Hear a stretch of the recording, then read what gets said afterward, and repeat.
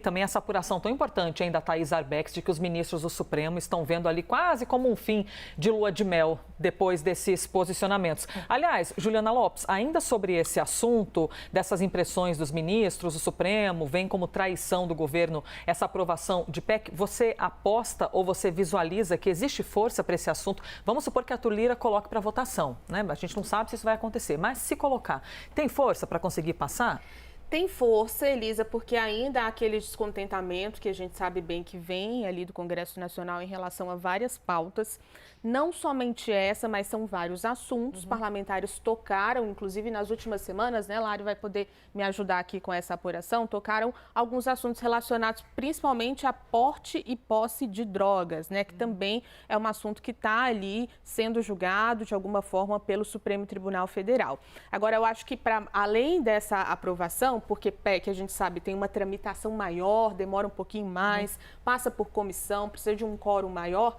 A parte importante nessa apuração da Thaís Arbex é sobre essa relação com o Supremo Tribunal Federal. Porque a gente estava falando sempre de Congresso e Supremo Tribunal Federal ali meio estremecidos, mas quando o governo entra nessa divergência, né, ou quando o Supremo Tribunal Federal vê, então, o governo como um traidor, isso é muito forte. E aí coloca ali os três poderes numa situação complicada de relacionamento. A gente está falando aí de próximos anos que podem ser complicados, então a gente chama atenção para essa apuração da Thaís Arbex, que é muito importante nesse momento. Pois é, Larissa Rodrigues, até passando um pouquinho mais o gancho da palavra para você, alguns assuntos eles acabam sendo mais caros, né? Porque repercutem mais, porque são mais polêmicos, pauta de costumes. Você citou essa questão da posse e do porte de drogas. Então, são assuntos que são mais custosos para o Supremo. O Supremo fazendo o seu trabalho de julgamento, mas acaba repercutindo, não tem jeito, né? Nas bandeiras dos parlamentares.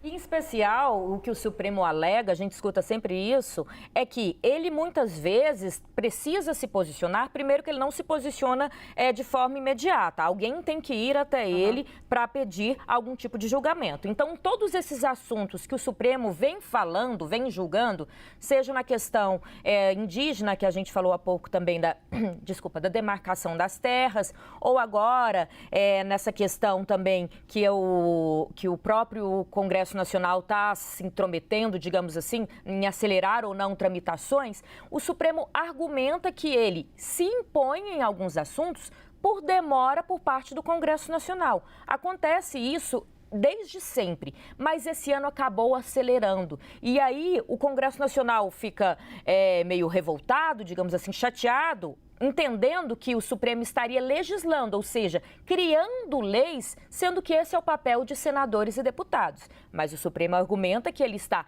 criando leis porque alguém foi até ele pedir um posicionamento, já que o Congresso Nacional demorou para criar essa legislação. Então, é uma disputa entre poderes que sempre aconteceu, mas que esse ano acabou escalando essa tensão, digamos assim, porque teve posicionamentos, em especial, que são assuntos complicados para o Congresso como um todo. Assuntos de costume, como você falou, que às vezes por isso que o Congresso demora para legislar. Porque há muita discussão, seja na questão do aborto, seja na questão da demarcação das terras indígenas. A gente tem outros assuntos importantes, como a questão do porte da maconha, que o próprio Supremo começou a julgar porque alguém foi até ele, cutucou o Supremo, alegando que o Congresso Nacional demorou a criar uma legislação sobre o tema. Pois é, assuntos que são custosos ali, né? Que geram muito debate. Gerar o debate não é problema, mas essas questões de quem é que está invadindo o quadrado do outro, né? É o legislativo que vai invadindo esse quadrado do judiciário? É ao contrário que acontece?